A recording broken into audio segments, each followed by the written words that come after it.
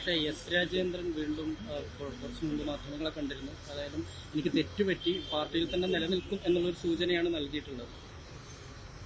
അല്ല, അദ്ദേഹം പാർട്ടിയായിട്ട് ബന്ധപ്പെട്ട് പ്രവർത്തിക്കുന്നുള്ളത് തന്നെയാണ് പറഞ്ഞിട്ടുള്ളത്. മുമ്പേ പറഞ്ഞിട്ടുള്ളത് അങ്ങനെയാണ്, ഇപ്പം പറഞ്ഞിട്ടുള്ളത് അങ്ങനെയാണ്. അത്രയേ ഉള്ളൂ ആ കാര്യം. ആ ജാവദേക്കർ കാണാൻ വേണ്ടി പോയ കാര്യം എന്താണെന്നത് മാതൃഭൂമി പത്രം കൃത്യമായിട്ട് പറഞ്ഞിട്ടുണ്ടല്ലോ. ഇന്നത്തെ മാതൃഭൂമിയിൽ അതിന്റെ വിശദാംശം കൃത്യമായിട്ട് കൊടുക്കുന്നു. അത് തന്നെ ആവാനാണ് സാധ്യത അദ്ദേഹത്തിന്റെ പ്രതികരണം നോക്കുമ്പോൾ. തെറ്റുപറ്റിയെന്നാണ് പറയുന്നത്. അതെ, ഈ തെരഞ്ഞെടുപ്പ് സമയത്ത് മുൻ MLA ആയിരുന്ന ഒരാൾ ഇത്ര ഒരു കൂടിക്കാഴ്ച നടത്തുന്നത് പാർട്ടിയെ സംബന്ധിച്ചിടത്തോളം കൂടിക്കാഴ്ച നടന്നതിലൊന്നും ഒരു പ്രശ്നമില്ല. ആരുമായിട്ട് സൗഹൃദം, അതുപോലെ തന്നെ കുടുംബപരമായ പ്രശ്നങ്ങൾ, കാര്യങ്ങൾക്ക് ബന്ധപ്പെടുന്നവരൊന്നും വേറെ പ്രശ്നമൊന്നും പറയേണ്ട കാര്യമില്ല.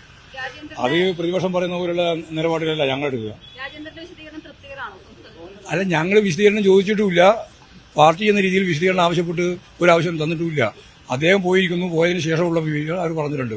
അദ്ദേഹം പാർട്ടിയായിട്ട് സഹകരിച്ച് പ്രവർത്തിക്കുന്നു തന്നെയാണ് പറഞ്ഞത്. പ്രവർത്തിക്കുന്നത് തന്നെയാണ് ഞങ്ങളും ആഗ്രഹിക്കുന്നത്. അതായിരിക്കും നന്നായിട്ട് മുമ്പോട്ടേക്ക് വരാൻ അദ്ദേഹത്തിന് നല്ലത്. ഇത്രയേ ഉള്ളൂ കാര്യം. അന്നേരം നോക്കാം. അദ്ദേഹം പാർട്ടി സജീവമായിട്ട് വരണമെന്നാണല്ലോ പാർട്ടി ഉദ്ദേശിക്കുന്നത്. അപ്പോൾ സ്വാഭാവികമായിട്ടും അതിനനുസരിച്ചുള്ള ഒരു നിലപാട് അദ്ദേഹം സ്വീകരിക്കും എന്ന് നമുക്ക് പ്രതീക്ഷിക്കാം. രാമകൃഷ്ണനെതിരെ ജാതിയാക്ഷേപം കലാമണ്ഡലം സത്യഭാമ നടത്തിയത് കുറച്ചു നേരമായിട്ട് അതാണ് ഏറ്റവും വലിയ ചർച്ചയായിട്ട്. അറിയില്ല, അതിന്റെ ഒരു വിവരം അറിയില്ല. ആരായാലും ജാതി അധിക്ഷേപം ഒരിക്കലും ആർക്കും അംഗീകരിക്കാൻ പറ്റുന്നില്ല. ജാതി നശീകരണമാണ് നമ്മൾ ഉദ്ദേശിക്കുന്നത്. ജാതി സമൂഹമല്ല നമ്മൾ ഉദ്ദേശിക്കുന്നത്. ഒരു മതനിരപേക്ഷ ഉള്ളടക്കമുള്ള സമൂഹത്തെയാണ്. അതറിയില്ല. അത് അറിയാതെ നമ്മൾ പറഞ്ഞിട്ട് വിശദീകരിക്കാൻ പറ്റില്ല.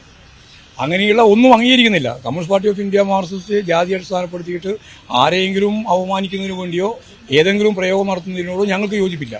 അത് ഇതെന്താണെന്ന് എനിക്കറിയില്ല.